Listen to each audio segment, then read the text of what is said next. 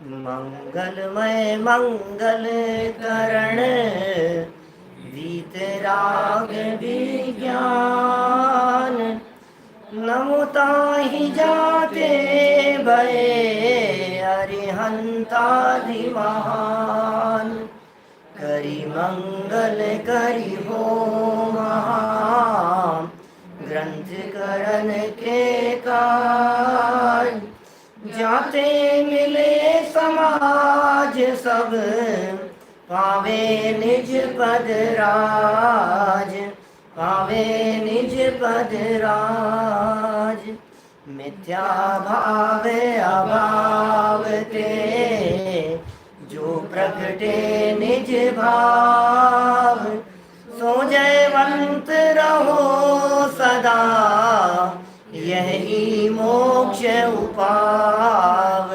यही मोक्ष उपाव। मोक्ष मार्ग प्रकाशक नामक यह ग्रंथ है।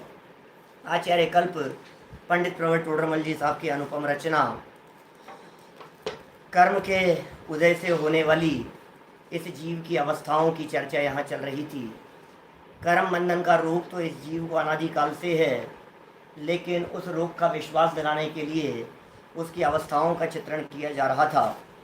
और इस संबंध में सबसे पहला प्रकरण प्रारंभ किया ज्ञानावरण दर्शनावरण कर्म के उदयजन्य अवस्थाओं का, जिसमें ज्ञानावरण और दर्शनावरण कर्म के उदय से होने वाली विविध प्रकार की अवस्थाएं, जिसमें मति ज्ञानावरण, श्रुति ज्ञानावरण, अवधि मने पर यह केवल ज्ञान या केवल ज्ञानावरण, ऐसे ही चक्षु अचक्षु अवधि और केवल दर्शन।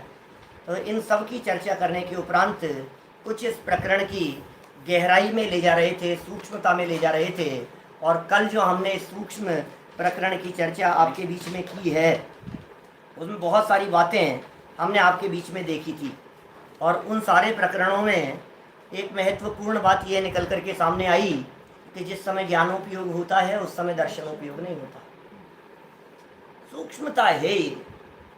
माने उपयोग के दो प्रकार हैं, दो रूपों में उपयोग है, एक ज्ञानोपयोग और एक दर्शनोपयोग। बोले दर्शनोपयोग होता है उस समय ज्ञानोपयोग नहीं होता। कल की बात को बहुत संक्षेप में 1 मिनट में रिपीट कर रहा हूँ, आगे बढ़ेंगे, है ना। फिर ज्ञानोपयोग हो गया मान लो, तो कह रहे ज्ञानोपयोग में भी जब मति ज्ञानोपयोग होता है तब श्रुत ज्ञानोपयोग नहीं होता। क्योंकि मति ज्ञान और श्रुत ज्ञान ये भेद तो किए, लेकिन ज्ञान एक ही है। समझ रहे हैं आप। ज्ञान 5 प्रकार का नहीं है। मति ज्ञान, श्रुत ज्ञान, अवधि ज्ञान, मने पर ये ज्ञान, केवल ज्ञान।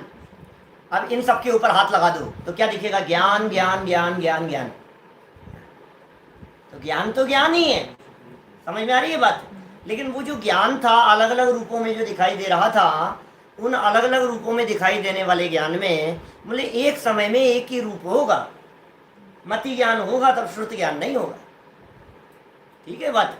अब मति ज्ञान हुआ मान लो, तो मति ज्ञान भी इंद्रिय मन से होता है। तो बोले जब चक्षु इंद्रिय से होगा तो स्पर्शन इंद्रिय से नहीं होगा,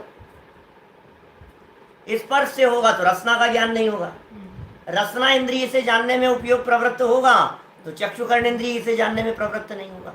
इस तरह से लगाना। तो कहा साहब मति ज्ञान के माध्यम से स्पर्शन इंद्रिय से जानना हो रहा है। अब तो ठीक है कि हाँ साहब बिल्कुल ठीक है, स्पर्शन इंद्रिय से हो रहा है। बोले स्पर्शन इंद्रिय के भी एक ही विषय में जानना होगा। माने स्पर्शन इंद्रिय की भी 8 मुख्य पर्यायें कही है जो स्पर्शन इंद्रिय से जानने का विषय बनती है। हल्का, भारी, रूखा, चिकना, कड़ा, नरम, ठंडा, गरम।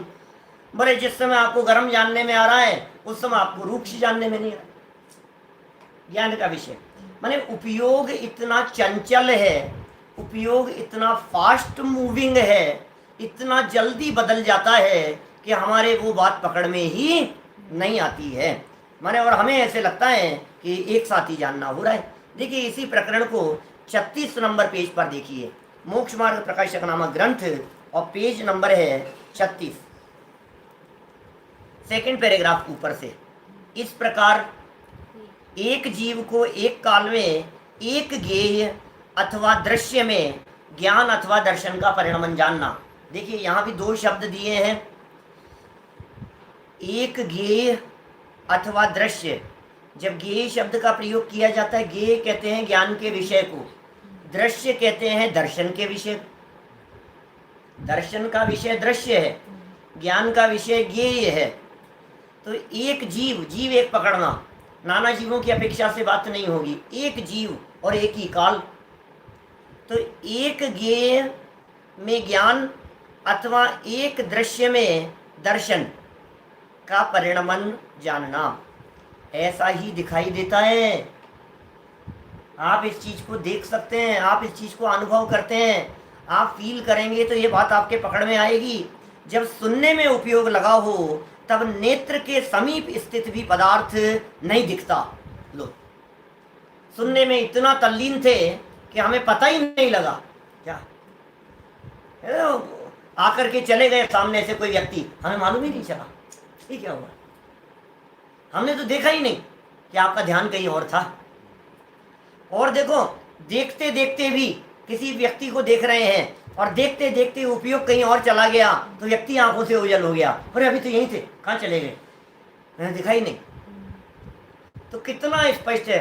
50 उदाहरण आप इस तरह के दुनिया में, समाज में देखेंगे, जिसमें लोग, वर्णिन जी का तो ऐसा उदाहरण है, ऑपरेशन करने के लिए कहा, बोले बेहोश करने की जरूरत नहीं है, आप ऑपरेशन करो और मेरे को ये दे दो, बस मेरा उपयोग इसमें लग रहा है। कई ऐसे लोग मिलते हैं, वो ये कहते हैं हमें गणित के क्वेश्चन सॉल्व करने दो, हम सॉल्व करने में हमारा उपयोग लग रहा है, कोई गुत्थियां बतला दो सुलझाने के लिए, और पता नहीं लग रहा है तुमने ऑपरेशन कर दिया।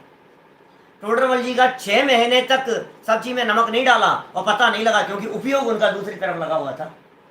एक विषय में जब उपयोग प्रवृत्त होता है तो अन्य विषयों के संदर्भ में पता नहीं लगता है। माने उपयोग, माने मन, जैसे समझो आप, मन टोडरमल जी का सम्यक ज्ञान चंद्रिका रचना में लगा हुआ था लिखने में।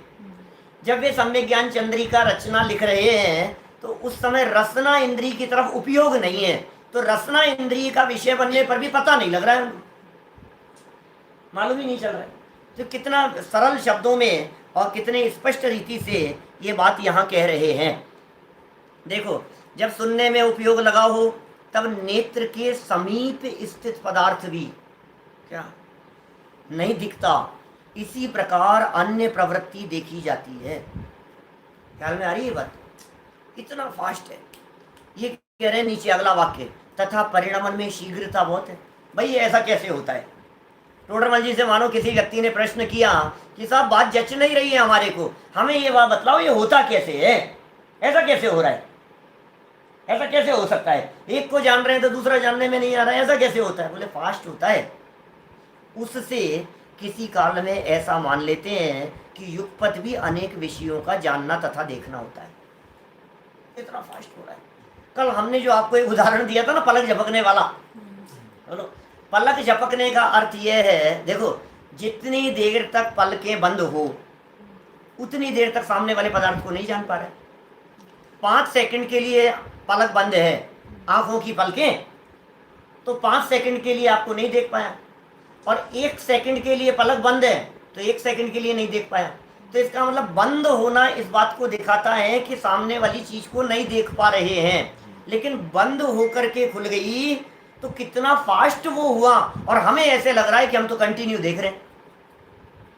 बोलो, आप लगातार देख रहे हो ना, लेकिन लगातार देखते समय भी बीच में विघ्न आया था, ये हमारे पकड़ में नहीं आया, वो इतना फास्ट था।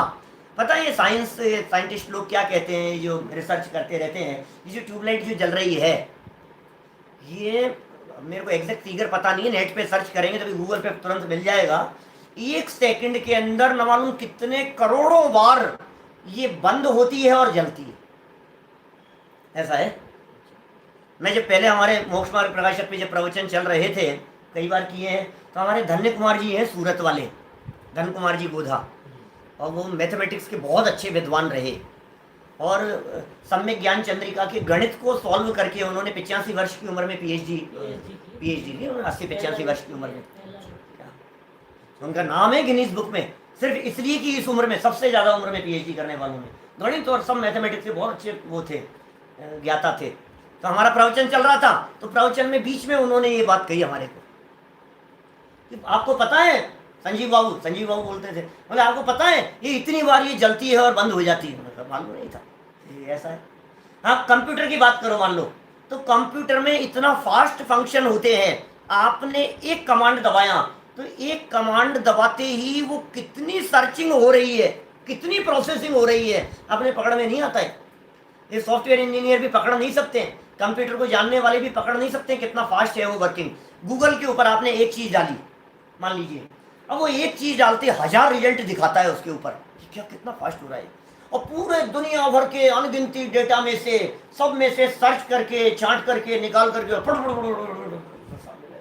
कितना कितना फास्ट हो रहा है प्रोसेसिंग। ये तो आज कंप्यूटर का जमाना है, ये चीजें हमारे को तुरंत तुरंत पकड़ में आ रही है कितना फास्ट हो रहा है।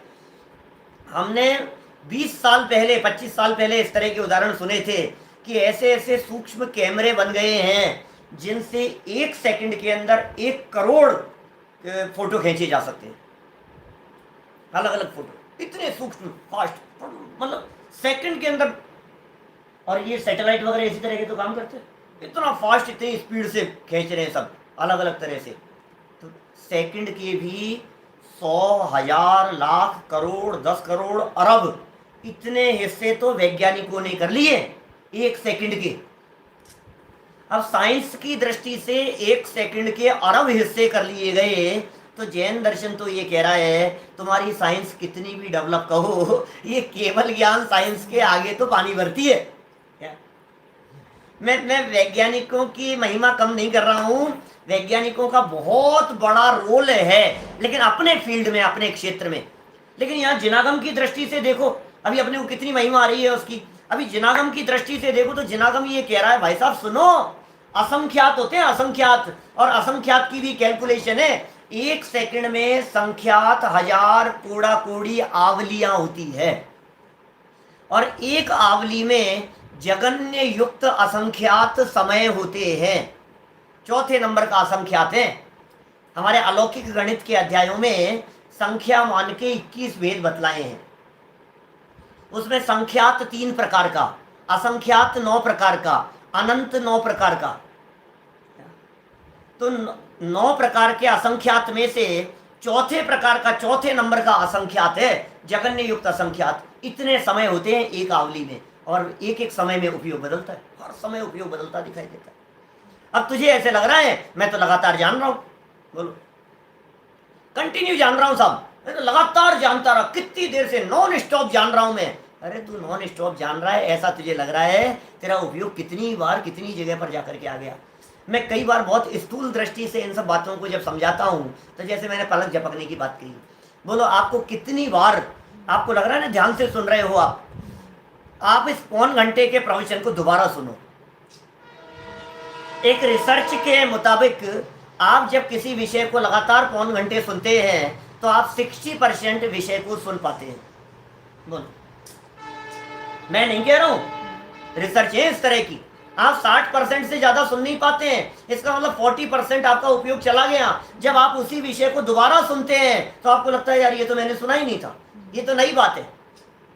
जब आप ग्रंथ को पढ़ रहे हैं, मोक्ष मार्ग प्रकाशक ग्रंथ को, जब आप एक बार ऊपर से नीचे तक रीडिंग कर जाते हैं पूरे पेज की, तो आपको लगता है पूरा पढ़ लिया। मैं कहता हूं दोबारा उस पेज को पढ़ो तो आपको लगेगा यार ये बात तो मेरे पहले पढ़ने में आई नहीं थी, क्या ये वाक्य तो आया ही नहीं था। उसमें भी इतनी सूक्ष्मता है, एक लाइन को जानता है तब दूसरी लाइन को नहीं जान पाता है। और सूक्ष्म चलो, एक शब्द को देखता है तो बगल वाले शब्द को नहीं देख पाता है। और सुनो, एक शब्द को देखता है उसमें भी एक अक्षर ज्ञान का विषय बन रहा है तब दूसरा अक्षर ज्ञान का विषय नहीं बन रहा है। और एक अक्षर में भी, अब हम इससे सूक्ष्मता में कहाँ जाएं, क्योंकि अक्षर से सूक्ष्म हमारे को कुछ दिखता नहीं है, लेकिन भाई उपयोग बहुत सूक्ष्म है।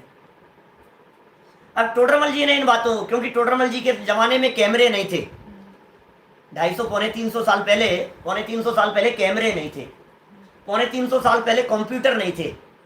तो क्या एग्जांपल देते बोला, आज तो हमारे पास में सारे दिखाई दे रहे हैं, हमारे को इतना फास्ट मूविंग दिखाई दे रही है। अरे मैं तो कहता हूँ ये जो टीवी की स्क्रीन पर ये जो टेलीविजन जो चलता है, पिक्चर्स चलती है, ये पिक्चर में शॉट अलग अलग होते हैं, ये रील चल रही है, समझ में आ रही है बात। अब वो है तो जड़ और दिख रही है आपको चलती हुई, तो कितने फास्ट चल रहे हैं उसके पिक्सल्स जो घूम रहे हैं जो भी है। वो कितने तेजी से घूम रहे हैं, वो रील इतनी फास्ट चलती हुई दिखाई देती है कि उसमें एक व्यक्ति दौड़ता हुआ नजर आ रहा है जबकि दौड़ कोई नहीं रहा है वहां। समझ में आ रही है बात? नाचता हुआ दिखाई दे रहा है, एक्शन करता हुआ दिखाई दे रहा है, एक्शन कर कोई नहीं रहा है, वो तो गया, वो तो रिकॉर्डिंग थी। समझ में आ रही है? अब वो जो रिकॉर्डिंग है वो कितनी फास्ट रील चलती है कि आपको ऐसे लगता है कि ये दौड़ रहे, ऐसा लगता है। कार्टून्स वगैरह इसी तरह के बनते हैं, एनिमेशन इसी तरह के बनते हैं। मेरा जो जम्बू द्वीप के ऊपर काम चल रहा है तो वो करने वाले लोग इस तरह की बातें कहते हैं कि पंडित जी आपको पता नहीं है 1 सेकंड की प्रोसेसिंग के अंदर कितनी बार उसके अंदर वो कितने मूवमेंट हैं उसमें। और 1 सेकंड की प्रोसेसिंग के अंदर घंटों लगते हैं, माने वो चलता रहता है, वो मतलब कितनी बार उसका वो होगा परिवर्तन। तो ये टोडरमल जी के समय में नहीं था, लेकिन फिर भी टोडरमल जी ने एक उदाहरण देकर के इस बात को समझाने का प्रयास किया है। देखिए हम पकड़ते हैं। मैं समझता हूं जो प्रकरण यहाँ सूक्ष्मता के संदर्भ में चल रहा है ये आपको काफी हद तक क्लियर हो गया होगा। देखिए, तथा परिणमन में शीघ्रता बहुत है, उसमें किसी काल में ऐसा मान लेते हैं आप, क्या करें, छद्मस्त का ज्ञान है कि युगपत भी अनेक विषयों का जानना तथा देखना होता है। एक साथ भी जानना, एक ही साथ जान लिया साहब, और साहब मैंने भीड़ को एक साथ देखा, सबको एक साथ जान लिया, तो ऐसा लगता है आपको जानना देखना होता है, किंतु युगपत होता नहीं है। क्या वो इतना फास्ट है कि हमें एक साथ दिखाई देता है। ये देखो, ये चला, ये एक साथ हो गया, तो ये लग रहा है एक साथ। पता है सूक्ष्मता के संदर्भ में पूज्यपाद आचार्य जैसे आचार्यों ने तत्वार सूत्र वगैरह की व्याख्या में, श्लोक वार्तिक, राजवार्तिक वगैरह में भी इस तरह के उदाहरण दिए हैं। समय के संदर्भ में बोले कमल के पत्तों का एग्जाम्पल देकर के, उदाहरण देकर के बात की। 100 कमल के पत्ते हैं, बोले सुई चुभाओ उनमें, तो सुई चुभाई तो ऊपर से सुई डाली, तो ऐसा लगता है कि वो एक साथ 100 पत्तों को क्रॉस करके अंदर चलेगी, है ना। सुई डाली 100 पत्तों में, एक साथ गई है 100 पत्तों में। अब बताओ 100 है तो 100 हिस्से तो हुए। समझ में आ रही है बात? अभी उन लोगों के पास में कोई इस तरह के उदाहरण नहीं थे वर्तमान समय जैसे। मैं इसलिए मैं कहता हूँ अभी वर्तमान समय तो इन विषयों को समझने के लिए कितना अच्छा काल आ गया है। इन ग्रंथों को पढ़ते हैं तो इतना मजा आता है। मेरा एक वो है आर्टिकल, पुरस्कार भी किया ज्ञानपीठ के माध्यम से, कुन ज्ञानपीठ ने उस पुरस्कार को सम्मानित किया, कई जगह प्रकाशित किया, कई उसमें है पुद्गल द्रव्य और वैज्ञानिक आविष्कार, अभी हमने जैन पत्र में भी प्रकाशित किया। पुद्गल द्रव्य और वैज्ञानिक आविष्कार, बहुत तरह की बातें आगम प्रमाण दे करके एक समय कितना सूक्ष्म है, कितना फास्ट मूविंग हो रहा है। पुद्गल का परमाणु एक समय में 14 राजू गमन कर जावे। अब ये सारे स्टोरेज कैपेसिटी, ये बहुत तरह की बातें हैं, सब पकड़ में आता है। देखो युगपत नहीं है, क्रम से ही होता है और संस्कार बल से उनका साधन रहता है। असंख्यात समयों में पकड़ में आती है। आगम ये कहते हैं छद्मस्त व्यक्ति को कोई भी विषय ज्ञान का विषय बनता है, छद्मस्त को, तो वह ज्ञान का विषय असंख्यात समय बाद में बनता है। लगातार किसी विषय को जब असंख्यात समय तक जानता है तब वो उपयोग का विषय बनता है, पकड़ में आता है वो। अदरवाइज वो उपयोग का विषय नहीं बनता है, वो निकल जाता है। कितनी बार हम यहाँ बैठे बैठे हाथ उठा लेते हैं, चला लेते हैं, बहुत स्थूल है, मक्खी उड़ा लेते हैं, गर्दन घुमा लेते हैं, ऐसे कर लेते हैं, कितनी बार यहाँ ऐसे कर लिया, आपको ध्यान ही नहीं। ये तो बहुत स्थूल है, बहुत स्थूल बात कर रहा हूँ। लेकिन कितनी बार ऐसे किया आपने, बैठे बैठी ऐसे करके हाथ ऐसे करके चला गया, अब आपको पता ही नहीं लगा। तो शुभ से अशुभ और अशुभ से शुभ भी इस तरह से उपयोग परिवर्तित होता रहता है, संस्कार बल से पता नहीं लगता है। कौवे का उदाहरण दिया है टोडरमल जी साहब ने, जैसे कौवे के नेत्र के 2 गोलक हैं। क्या टोडरमल जी कह रहे हैं? 2 गोलक हैं। गोलक माने ये छेद कौवे के। अब बहुत सारे लोगों को इस बात का पता नहीं होगा, जिन्होंने इस उदाहरण को पहले टोडरमल जी से सुना है उन्हें ही पता है। क्या हमारे बहुत सारे विद्वान सुन रहे हैं, बड़ी प्रसन्नता होती है जब जानते हैं लोगों के बारे में कि ये सब विद्वान सुन रहे हैं। सबको पता है जिन्होंने मोक्ष मार्ग प्रकाशक पढ़ा है, जन सामान्य में जिन्होंने स्वाध्याय किया है उनको पता है। लेकिन जो पहली बार सुन रहे हैं उन्हें लगेगा क्या बात कह रहे हो, अब ये क्या है, ये गोलक क्या है, और ये पुतली एक है, वह फिरती शीघ्र है, उसमें दोनों गोलकों का साधन करती है। उसी प्रकार इस जीव के द्वार तो अनेक हैं और उपयोग एक है। वह फिरता शीघ्र है, उससे सर्व द्वारों का साधन रहता है। देखो क्या कहना चाह रहे हैं, कव्वे के माध्यम से ये बात समझा रहे हैं। कव्वे की आंख देखो आप, कभी कभी देखी आपने? इस उदाहरण को पढ़ने के बाद क्या हमने बहुत बारीकी से देखा और फिर पता लगता है। बोलो, कई बार कव्वे को कई जगह पर बहुत सारे क्रू, कौवा माने क्रू, तो उस कौवे को जब देखो नज़दीक से आपके पास में आकर के बैठा हुआ है, जहाँ बहुत सारे कौवे हैं मान लो कहीं, तो आप उनके पास में चले जाओ, उड़ जाएंगे वो, फिर आप बैठे रहो तो थोड़ी देर में वो उड़ करके फिर आ जाएंगे पास में। अब उनको थोड़ा दूर से ध्यान से देखो उनकी आंखों को, तो छेद तो दो दिखाई दे रहे हैं ये, लेकिन अंदर जो देखने वाली जो पुतली है वो एक ही है। वो कभी इस आंख में जाती है, कभी इस आंख में, कभी इस छेद से देखती है, कभी इस छेद से देखती है, और इतना फास्ट होता है कि नॉर्मल व्यक्ति को नहीं पकड़ में आए। काले सफेद से पता लगता है, और चंचलता इतनी है उसकी कि वो भी, उसकी आंखें इतनी फास्ट घूमती है। ये एग्जांपल दिया टोडरमल जी ने। इसी तरह से उपयोग तो एक है हमारा, ज्ञान तो एक ही है, बोले उपयोग तो एक है, और दरवाजे हैं 5, मन को मिलाओ तो 6, ये सब दरवाजे हैं, ये सब खिड़कियां हैं, तो सर्व द्वारों का साधन रहता है। इतना शीघ्र घूमता है, कभी आंख से कभी कान से, आंख ना ऐसे ऐसे दरवाजों में ये उपयोग फिरता रहता है, फास्ट घूमता रहता है। ये टोडरमल जी ने कौवे की आंख का उदाहरण देकर के बात कही। आपको ऐसा लगेगा कि मैं देख भी रहा हूँ, जान भी रहा हूँ, सुन भी रहा हूँ। इसलिए कभी कभी हम अपने बच्चों को कहते हैं, जब बच्चे ये कहते हैं बेटा, ये कहते हैं पापा दोनों काम एक साथ कर लूंगा, मैं दोनों कर लूंगा, तो हम समझाते हैं बेटा नहीं होता है, उपयोग बढ़ता है। जब आप टीवी देखते देखते भोजन करते हैं तो इसका मतलब आपका भोजन वो पर्याप्त, उसमें सलाइवा नहीं बन रहा है, रस नहीं बन रहा है, वो पर्याप्त पाचन शक्ति काम नहीं करेगी जब आप देखते देखते खा रहे हैं। उस समय जब आप सुनते सुनते कुछ म्यूजिक भी सुन रहा है और पढ़ भी रहा है, ऐसे ऐसे दिखते हैं कई बच्चे दुनिया में, अरे राम तो म्यूजिक सुनते सुनते, तो बेटा तू उतना पकड़ ही नहीं पाएगा जितना वो कहना चाहते हैं। तेरे जो अध्यापक कहना चाहते हैं, टीचर कहना चाहते हैं, तू कह रहा है मैं कर रहा हूँ, दोनों काम कर रहा हूँ। अच्छा वो सुनता भी जाता है और सुनते सुनते दूसरा काम भी करता रहेगा, हाँ सुन रहा हूँ मैं, तो दूसरा काम भी करता रहेगा, हाथ से करता रहेगा, पेंसिल छीलता रहेगा, रबर से साफ करता रहेगा, कुछ इधर उधर काम करता रहेगा। तो कहेगा मैं सब सुन रहा हूँ, पूरा सुन लिया मैंने, नहीं सुन पाया। ये कह रहा है जनागम कह रहा है, जनवाणी ये बात कह रही है, तेरा उपयोग बट गया और बहुत सारी बातें तेरे उपयोग से निकल गई, यहाँ तक कि दृष्टि इधर से उधर जाती है, और आप कह रहे हो कि मैं सुन रहा हूँ, उस समय भी आपके उपयोग में से बहुत सारी बातें निकल गई। इसलिए सुनते समय एक नियम बच्चों को सिखाओ, क्लास में पढ़ने वालों को सिखाओ, स्कूल कॉलेज में पढ़ने वालों को सिखाओ। जब आप किसी व्यक्ति को ध्यान से सुनना चाहते हैं और ग्रास्पिंग बहुत ज़्यादा करना चाहते हैं, तो आपकी निगाह, आपकी आंखें वक्ता से हटनी नहीं चाहिए। निगाह हटी और विषय छूट गया, आपको लग रहा है हाँ सुन तो रही, हाँ सुनाई दे रही है, सब बात सुनाई, बेटा गया वो, नहीं वाक्य सुना सकता हूँ मैं। अरे सुना तो ऐसे सकते हो, वो तो हम भी जानते हैं। मैं तो कभी जब प्रचला निद्रा के बारे में बात करता हूँ, कभी करूँगा चर्चा, जब भी कभी ऐसा प्रसंग आएगा तो कहता हूँ प्रवचन सभाओं के अंदर ऐसे प्रचला निद्रा वाले पाए जाते हैं। झपकी भी ले लेगा बैठा बैठा और सुनता भी रहेगा। अब अगल वाला हिलाई नहीं, नहीं सुन रहा हूँ, और इतना आश्चर्य की वाक्य रिपीट कर देवे, बोलो तो भी भाई साहब गया है, बट गया है उपयोग। चलो प्रश्न उठाया यहाँ टोडरमल जी ने, बड़ी सुंदर चर्चा है।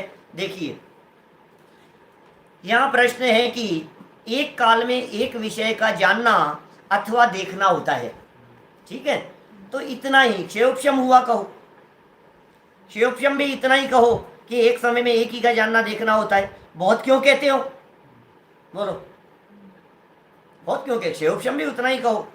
और तुम कहते हो कि क्षयोक्षम से शक्ति होती है, तो शक्ति तो आत्मा में केवल ज्ञान दर्शन की भी पाई जाती है।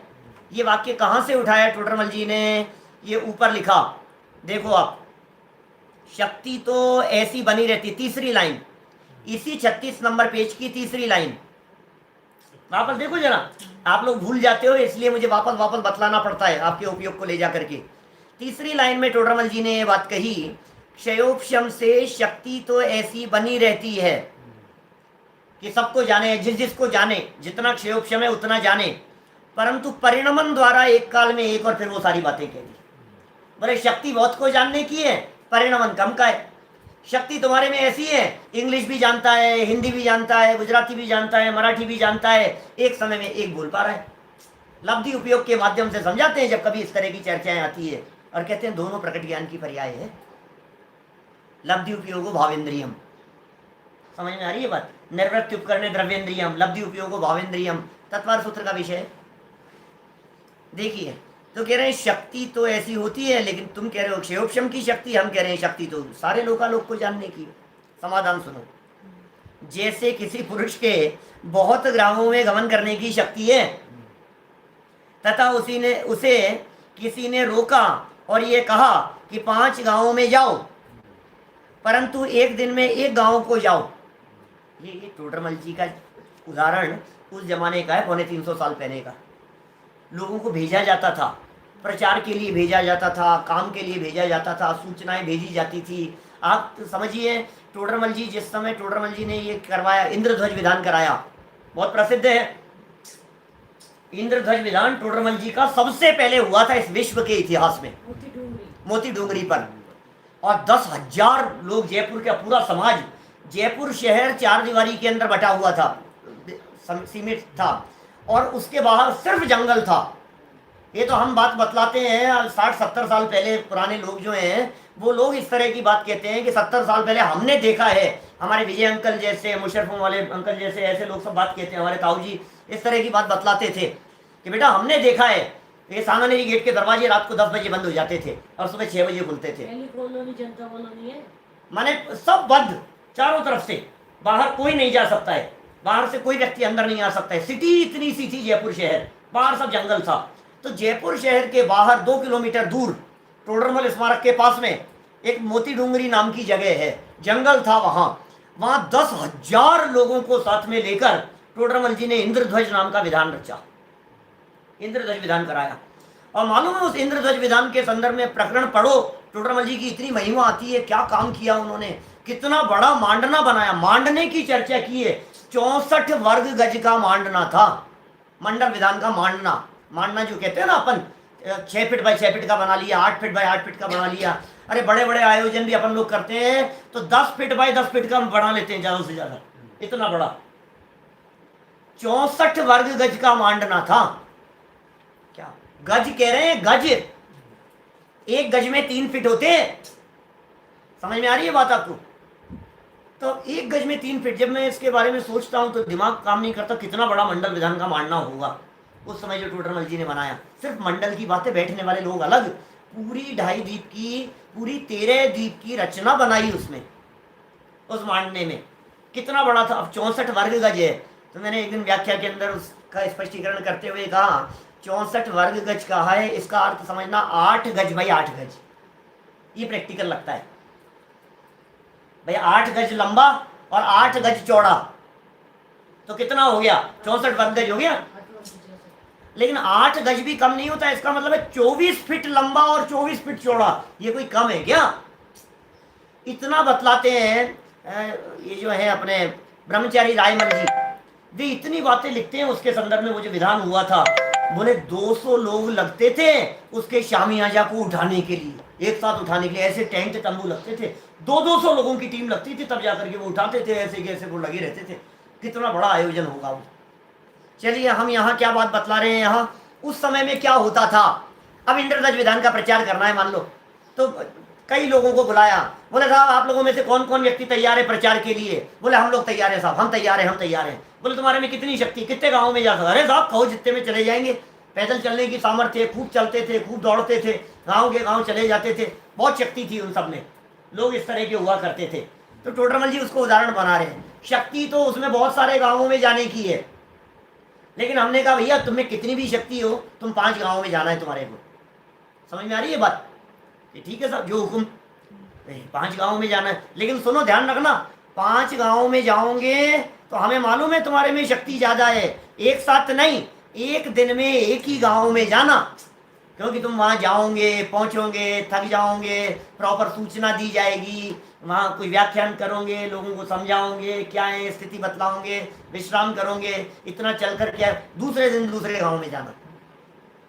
ये देखो उदाहरण को कितना सांगोपांग घटित करेंगे। देखिए आप, जैसे किसी पुरुष के बहुत गांवों में गमन करने की शक्ति है तथा उसे किसी ने रोका, किसी व्यक्ति ने निर्देश दिया, राजा ने निर्देश दिया, अधिकारी ने निर्देश दिया और कहा कि भैया 5 गांवों में तुम्हें जाना है, 5 गांवों में गमन करना है। अभी ये सब इंद्रियों पे घटित करेंगे उसको। शक्ति तो बहुत है उपयोग की, जैसे क्षयोपशम कितना था कि बोले 5 ही इंद्रियों से प्रवृत्ति कर पाएगा तू, ऐसा। परंतु एक दिन में 1 गांव को जाओ, वहां उस पुरुष के बहुत ग्राम जाने की शक्ति तो द्रव्य अपेक्षा पाई जाती है, बहुत पावरफुल है, बहुत खूब घूमता फिरता है, शक्ति बहुत है। सैकड़ों गांवों में जाकर के आ सकता है वो, 1 महीने का टूर लगाओ तो 2 महीने का चांस दिया, 2 महीने के अंदर सैकड़ों गांवों में घूम करके आ जाएगा, शक्ति तो इतनी है। और अन्य काल में सामर्थ्य, परंतु वर्तमान सामर्थ्य रूप नहीं है। वर्तमान की सामर्थ्य कितनी है? बस 5 ही की है, क्योंकि इतना उसको बांध दिया गया, नियम दे दिया गया, अधिकारी के निर्देशन में चलेगा, 5 में जाना है तुझे, बस इतना बांध दिया उसको। क्योंकि वर्तमान में 5 गांवों से अधिक गमन नहीं कर सकता, इसलिए वर्तमान सामर्थ्य इतनी है। आगे पीछे की सामर्थ्य कितनी है? बोले खूब घूमता है, घुमक्कड़ है। समझ आ रही है बात? तो शक्ति द्रव्य अपेक्षा से तो बहुत है, लेकिन वर्तमान सामर्थ्य 5 गांवों की कह दी, क्योंकि उससे ज्यादा वो नहीं जाएगा। तथा 5 गांवों में जाने की पर्याय अपेक्षा वर्तमान सामर्थ्य रूप शक्ति है, क्योंकि उसमें गमन कर सकता है। तथा व्यक्तता एक दिन में 1 गांव को गमन करने की पाई जाती है। प्रकट कितना है? 1 दिन में 1 ही में जाएगा, उससे ज्यादा में नहीं जाएगा। उसी प्रकार अब इस उदाहरण को सिद्धांत पर घटित करते हैं। वो देखिए, थोड़ा सा सूक्ष्म विषय है, कल से थोड़ी बात मतलब स्थूल चर्चा करेंगे अपन। ये थोड़ा सा उपयोग की सूक्ष्मता संबंधी मैटर है। देखो, उसी प्रकार इस जीव के सर्व को देखने जानने की शक्ति है। शक्ति कितनी है? सबको देखे जाने, लोकालोक को जाने, केवल ज्ञान प्रकट कर ले, इतनी शक्ति है। तथा उसे कर्म ने रोका, जैसे किसी ने रोका था ना, कर्म ने रोक लिया, ज्ञानावरणी कर्म ने। और इतना क्षयोपशम हुआ कि स्पर्श आदि विषयों को जानो या देखो। 5 कह दिए भाई, 5 गांवों में जाना है, तुम्हें स्पर्श आदि 5 के माध्यम से देखना जानना है। परंतु एक काल में एक ही को जानो या देखो। लो, क्षयोपशम ही इसी प्रकार का है। क्षयोपशम से शक्ति तो 5 की बनी हुई है, 5 इंद्रियों से जानने की, लेकिन एक बार में चक्षु से देखो, कर्ण से नहीं, कर्ण से देखो तो घ्राण से नहीं, घ्राण से देखो तो रसना से नहीं, ऐसा। वहां इस जीव के सर्व को देखने जानने की शक्ति तो द्रव्य अपेक्षा पाई जाती है। अन्य काल में सामर्थ्य है सबको देखने जानने की, अन्य काल में माने केवल ज्ञान हो जाने पर, परंतु वर्तमान सामर्थ्य रूप नहीं है, क्योंकि अपने योग्य विषय से अधिक विषयों को देख जान नहीं सकता। योग्य विषय का मतलब पंचेंद्रिय तो पंचेंद्रिय के योग्य, 4 इंद्रिय तो 4 इंद्रिय के योग्य, उसमें भी तेरा जितना क्षयोपशम है उतना ही जान पाएगा, बुद्धि के अनुसार ही जान पाएगा। तथा अपने योग्य विषय को देखने जानने की पर्याय अपेक्षा वर्तमान सामर्थ्य रूप शक्ति है, क्योंकि उन्हें देख जान सकता है। लेकिन तथा व्यक्तता एक काल में एक ही को देखने या जानने की पाई जाती है, उसमें भी एक समय में एक ही को देखने या जानने की व्यक्तता होगी। जितने उसके अंदर वो एक के बाद एक स्टेप लगा दिए गए। अब प्रश्न है आगे, सुनो। यहाँ प्रश्न है, ऐसा तो जाना, बात तो तुम्हारी समझ में आ गई पंडित जी, जो तुम कहना चाह रहे हो वो बात तो हमारे समझ में आ गई, परंतु क्षयोपशम तो ऐसा पाया जाता है और बाह्य इंद्रियादिक का अन्यथा निमित्त होने पर देखना जानना नहीं होता, या थोड़ा होता है या अन्यथा होता है। तो ऐसा होने पर कर्म ही का निमित्त तो नहीं रहा। समझ में आ रही है बात आपको? ये पीछे बात कही थी, नहीं होता है जानना, थोड़ा होता है जानना, अन्यथा होता है जानना, बराबर। तुमने ऊपर बात कही थी क्षयोपशम की बात, अभी तक जो ऊपर पैराग्राफ में समझाई 37 पे, हमारे समझ में आ गई। ये बात हमारे समझ में आ गई भी जितना क्षयोपशम होगा उतना ही जान पाएगा। लेकिन भाई साहब क्षयोपशम क्या करे? क्षयोपशम तो बहुत है, और आँख खराब हो गई, अब नहीं जान पा रहा है। बोलो, क्षयोपशम क्या करे? कान में प्रॉब्लम हो गई तो नहीं जान पा रहा है।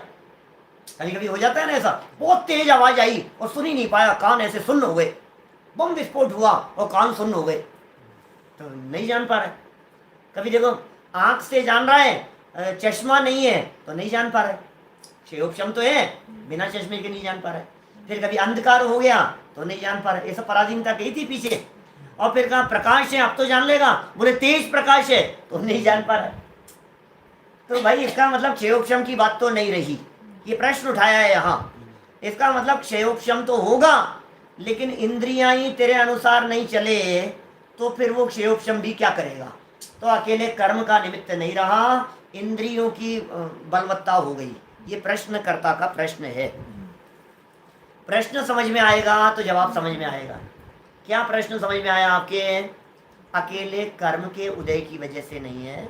क्षेयोपशम तुम्हारा कुछ भी हो भाई साहब, चश्मा खराब हो जाएगा तो तुम्हारा क्षेयोपशम क्या कर लेगा, ये टोडरमल जी का प्रश्न है।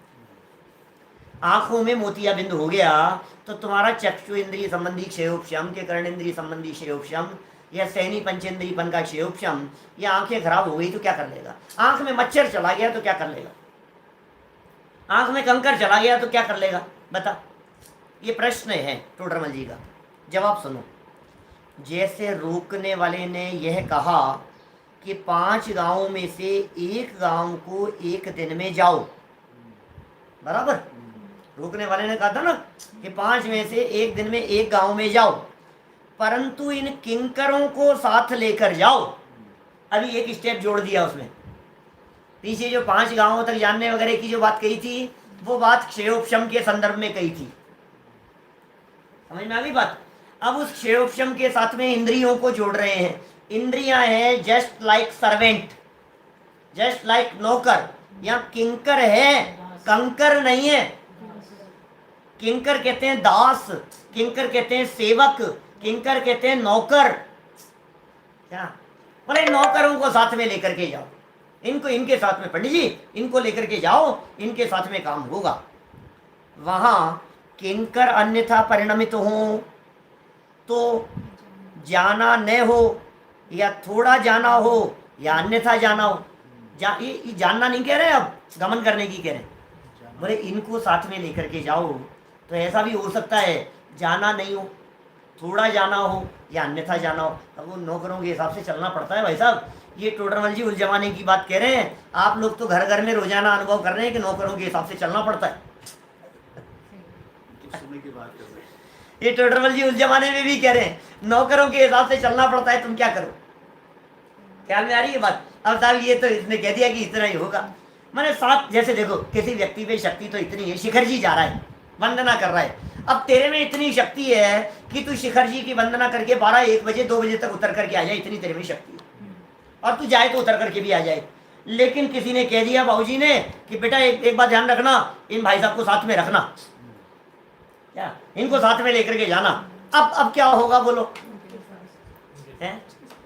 अब उनसे चला नहीं जा रहा है तो तुझे भी रुकना पड़ रहा है। अब उनका ऐसा गमन कर रहे हैं तो साथ में कभी थोड़ा चलता है, कभी रुक जाता है, कभी नहीं चलता है, कभी ज्यादा चलता है, उनके हिसाब से चलना पड़ता है।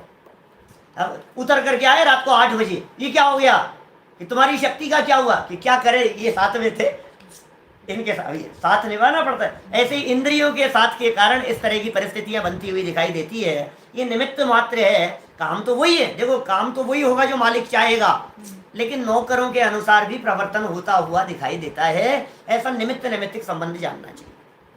अभी इसमें भी क्या कह रहे हैं, उसी प्रकार, अभी तो उदाहरण बतलाएं, उसी प्रकार कर्म का ऐसा ही क्षेयोपशम हुआ कि इतने विषयों में एक विषय को एक काल में देखो या जानो, परंतु इतने बाह्य द्रव्यों का निमित्त होने पर देखो जानो।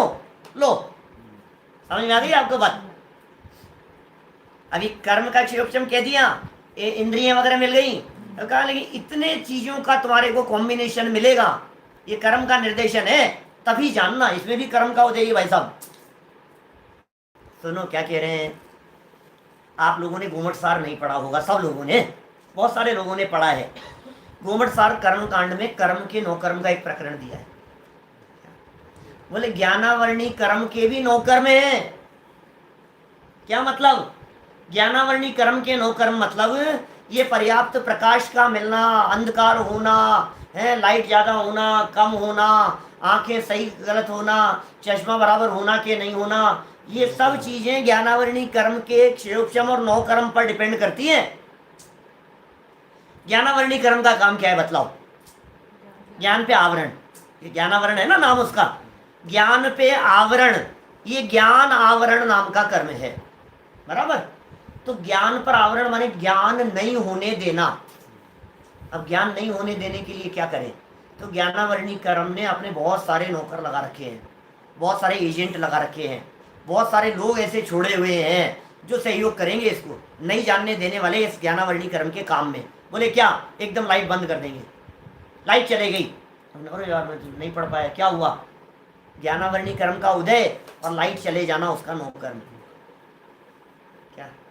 तो वो भी नौकर में, नौकर भी नौकर में, ये कह रहे हैं। देखो उसी प्रकार कर्म का ऐसा ही क्षयोपशम हुआ कि इतने विषयों में एक विषय को एक काल में देखो जानो, परंतु इतने बाह्य द्रव्यों का निमित्त होने पर ही देखो जानो। मिल गया? वहां वे बाह्य द्रव्य अन्यथा परिणमित हो तो देखना जानना न हो, या थोड़ा हो या अन्यथा हो। थोड़ा हुआ, अन्यथा हुआ, नहीं हुआ, चश्मे के ऊपर आवरण आ गया, धूल मिट्टी आ गई, कुछ हो गया, ऐसा यह कर्म के क्षयोपशम ही का विशेष है। इसलिए कर्म ही का निमित्त जानना। उदाहरण देकर के समझा रहे, जैसे किसी को अंधकार के परमाणु आड़े आने पर देखना नहीं होता, अंधकार के परमाणु आड़े आ गए, देखना नहीं होता। उल्लू है, बिल्ली है आदि को उनके आड़े आने पर भी देखना जानना होता है, देखना होता है। तो ऐसा एक क्षयोपशमी विशेष है। भाई हमारे अंधकार के परमाणु आ गए, नहीं देखना हो रहा, और बिल्ली और उल्लू जैसे जीव हैं उनके अंधकार के परमाणु आ गए तो भी देखना जानना हो रहा है, तो अंधकार क्या करेगा? तेरा क्षयोपशम का ही काम है ये, अंधकार का काम नहीं है। जैसा जैसा क्षयोपशम होता है वैसा वैसा ही देखना जानना होता है। इस प्रकार इस जीव के क्षयोपशम ज्ञान की प्रवृत्ति पाई जाती है। इस तरह ये क्षयोपशम ज्ञान संबंधी प्रकरण अपन ने पढ़ा। अब देखो 2-4 लाइनें और है, ये प्रकरण पूरा करें, फिर कल दर्शन मोहिनी की चर्चा करेंगे, मोहिनी की बात करेंगे। तथा मोक्ष मार्ग में अवधि मने पर ये होते हैं, मोक्ष मार्गी जीव है, अवधि ज्ञान भी है, मने पर ये ज्ञान भी है, वे भी क्षयोपशम ज्ञान ही है, अवधि और मने पर ये। अभी तो क्षयोपशम की परिभाषा आपको पता हो ना, तो पता लगे ये सारी बातें, वो करेंगे उसकी विस्तार से चर्चा। मैं भी चर्चा करना नहीं चाह रहा हूँ आपका, माने वर्तमान कालीन उदय अवस्था को प्राप्त सर्वघाती स्पर्धकों का उदयाभावी क्षय और आगामी काल में उदय में आने योग्य उन्हीं सर्वघाती स्पर्धकों का सदअवस्था रूप उपशम और देशघाती स्पर्धकों के उदय सहित अवस्था का नाम क्षयोपशम है। इस परिभाषा को हम वहां समझाएंगे जब टोडरमल जी ये परिभाषा बताएंगे,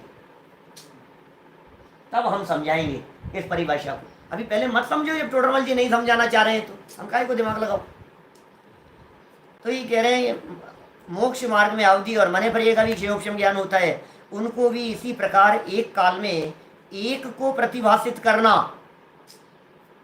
तथा परद्रव्य का अधीनपना जानना। अवधि और मने पर ये में भी, अब देखो क्षयोपशम ज्ञान है ना, तो युगपत नहीं जान पाता। अभी अवधि ज्ञान है तो अवधि ज्ञान उधर लगा तो उधर नहीं लगा। जैसे मने पर ये ज्ञान है तो मने पर ये ज्ञान जब आपके मन की बात को जान रहा है तो आपके मन की बात को नहीं जान पाएगा। जब आपके मन की बात को जानता है तो आपके मन की बात को नहीं जान पाएगा। समझ में आ रही है? तो एक समय में एक ही की बात को जान पाएगा। और ये कह रहे हैं परद्रव्यों के भी अधीनपना जानना। और जैसे अवधि ज्ञान परद्रव्यों के अधीन कैसा है, इतनी परतंत्रता है अवधि ज्ञान में भी, जैसे 4 किलोमीटर की बात को जानने का अवधि ज्ञान है। अब किसी व्यक्ति के बारे में पूछा कि बताओ साहब वो व्यक्ति कहाँ है, तो उसने यहाँ से जवाब दे दिया 4 किलोमीटर दूरी के बारे में कि भाई उस जगह पर है वो व्यक्ति। अब वो व्यक्ति गमन करता करता कि 5 मिनट बाद में उसकी रेंज को क्रॉस कर गया, अवधि ज्ञान की रेंज को। क्या पूछा कहाँ है, यार अब तो जानने में नहीं आ रहा, रेंज है ना वो उसकी, उस रेंज को क्रॉस कर दिया और 5 मिनट बाद में वो घूमता फिरता दोबारा उस रेंज में आ गया तो फिर जानने में आ गया। माने जैसे नेटवर्क होता है ना, नेटवर्क, आप मोबाइल का नेटवर्क किसी जगह पर, अभी हम लोग तारंगा जी में थे, शिविर लगाया था तारंगा में, तो वहाँ तारंगा के अंदर नेटवर्क नहीं आता था। 3 दिन इतना गजब का शिविर रहा, युवाओं के लिए शिविर लगाया था, 350-400 युवाएं चैतन्य युवा फॉर्म के माध्यम से, और वो 350-400 युवा, और आपको जानकर के आश्चर्य होगा जिस जगह पर अपना वहाँ जैन मंदिर है उस जगह पर कहीं भी मोबाइल का नेटवर्क नहीं आता। सारे के सारे युवा 3 दिन रहे और बिना मोबाइल के। समझ आ रही है? सबके मोबाइल डब्बों में बंद है, अटैचियों में बंद है, बैग में बंद है, काम ही नहीं आते, नेटवर्क ही नहीं। माने वर्तमान युग में भी बिना मोबाइल के जिंदगी किस प्रकार से चलती है इसका बहुत सुंदर अनुभव लिया वहां पर। लेकिन वहां भी क्या है, कुछ दूरी पर जाने पर, आधा किलोमीटर दूर जाने पर वहां कहीं नेटवर्क आता था, तो कुछ लोगों को कोई बहुत जरूरी होता था तो फिर वो वहां चले जाते थे, तो वहां तक जाए तो ये नेटवर्क आ गया, और इधर आ गए तो नेटवर्क नहीं आया। अब ये अवधि ज्ञान का नेटवर्क ऐसा है, इतने क्षेत्र को जाने, इतने काल को जाने, इस द्रव्य को जाने, ऐसा उसका नेटवर्क है। ये थोड़ी सी पराधीनता है, डायरेक्ट जाने इसलिए स्वाधीनता है। इंद्रियों जैसी पराधीनता तो नहीं है, जैसा मतिश्रुत ज्ञान की पराधीन वृत्ति थी वैसी अवधि मने पर यह ज्ञान की परतंत्रता नहीं है, लेकिन उपयोग लगाने पर ही जानना होगा, इतनी विशेष बातें है। तथा जो विशेष है सो विशेष जान लेना अवधि मने पर यह ज्ञान के संदर्भ में जितनी विशेष बातें कही है। इस प्रकार ज्ञानावरण दर्शनावरण के उदय के निमित्त से बहुत ज्ञान दर्शन के अंशों का तो अभाव है। ध्यान देना, क्या मैंने जो ये इतने दिन से जो आपके बीच में चर्चा कर रहा हूं, उदय और क्षयोपशम का भाव भाषण आपको हो गया होगा। ये क्या क्या है, चूक जाते हैं लोग, नहीं पकड़ पाते हैं, इसलिए मैं इतना बार मैंने इतनी बार आपके दिमाग पर चोट मार दी है कि अब आप उदय और क्षयोपशम को ऐसे बिल्कुल चुटकियों में सॉल्व कर लो, क्या क्या चीज है। देखो वापस वाक्य, इस प्रकार ज्ञानावरण दर्शनावरण के उदय के निमित्त से क्या होगा, बहुत ज्ञान दर्शन के अंशों का तो अभाव है। माने उदय है उतना अभाव है, उदय है उतना जानना देखना नहीं हो पा रहा है, और उनके क्षयोपशम से थोड़े अंशों का सद्भाव पाया जाता है। जितना क्षयोपशम है उतना जानना देखना होगा, जितना उदय है उतना नहीं जानना देखना होगा। इस प्रकार ये ज्ञानावरण और दर्शनावरण कर्म के क्षयोपशम से जो हमारी बीमारी थी, उस बीमारी की चर्चा हमारे को प्रकट अनुभव में आ रही है। अब टोडरमल जी कह रहे हैं मोहनी कर्म के भी उदय है तेरे साथ में, और उसमें भी कुछ तेरी बीमारी की अवस्थाएं होती है।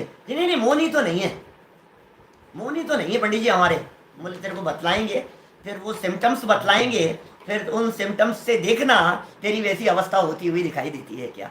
तो इस प्रकार इन सब बातों को गहराई से अभ्यास करना, जानना, और टोडरमल जी ने जिस विवक्षा से बातें कही है उस विवक्षा से समझना। अभी की बात करेगा,